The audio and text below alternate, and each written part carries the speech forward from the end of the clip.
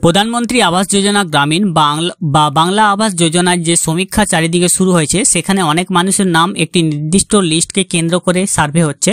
সেই লিস্টে অনেক মানুষ আছেন যাদের বাড়ি পাওয়ার যোগ্য, কিন্তু বাড়ি তাদের লিস্টে নাম নেই বলে তারা বাড়ির জন্য সার্ভে তাদের হচ্ছে না। প্রধানমন্ত্রীর যে আবাস যোজনা আরবানের আছে, সেখানে আপনি খুব সহজে আবেদন করতে পারবেন।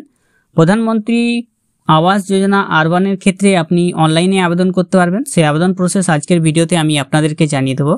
সরকারি বাড়ি আপনি পাওয়ার যোগ্য, অথচ আপনার লিস্টে নাম যদি না থেকে থাকে, তাহলে প্রধানমন্ত্রী আবাস যোজনা আরবানের ক্ষেত্রে আপনি কিভাবে অনলাইনে আবেদন করবেন তার প্রসেস আমি আজকের ভিডিওতে আপনাদেরকে দেখিয়ে দেবো।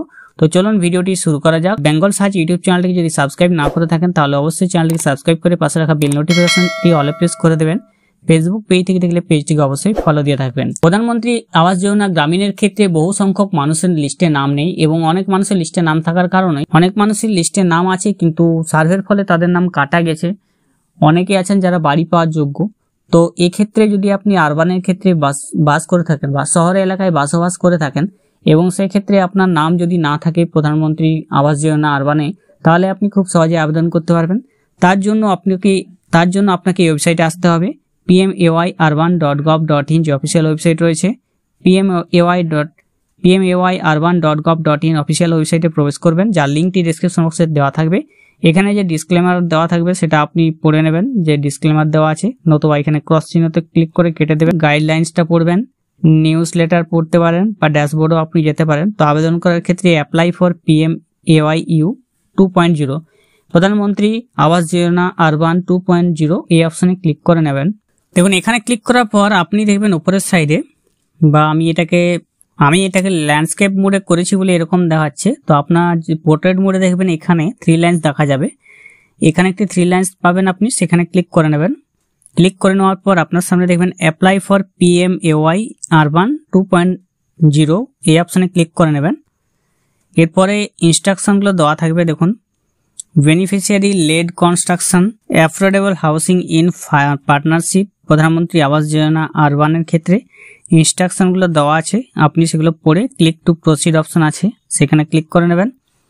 যেসব ডকুমেন্টস আপনার ক্ষেত্রে লাগবে সেগুলো হলো অ্যাপ্লিক্যান্ট আধার ডিটেলস, যিনি আবেদন করবেন তার আধারের ডিটেলস লাগবে, আধার ডিটেলস ফ্যামিলি মেম্বারের লাগবে, active bank account details of the applicant, অর্থাৎ যিনি আবেদন করছেন তার bank account details, income proof certificate লাগবে, যেটা মিউনিসিপ্যালিটি বা গ্রাম পঞ্চায়েত থেকে পেয়ে যাবেন, কাস্ট সার্টিফিকেট লাগবে যদি SC ST OBC হয়ে থাকেন, ল্যান্ড ডকুমেন্ট, অর্থাৎ যে জায়গায় জমি বাড়ি করবেন সেই জায়গার ল্যান্ড ডকুমেন্টস আপনার লাগবে।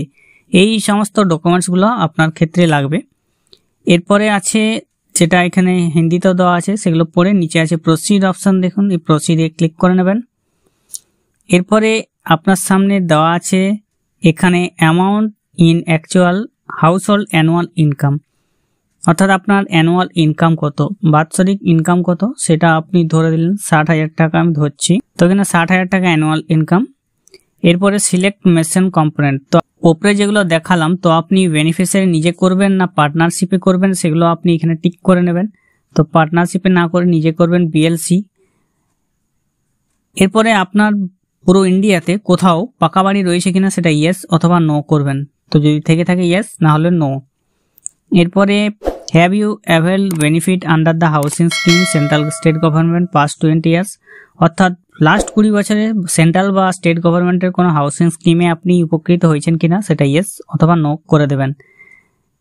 এরপরে এলিজিবিলিটি চেক করবেন।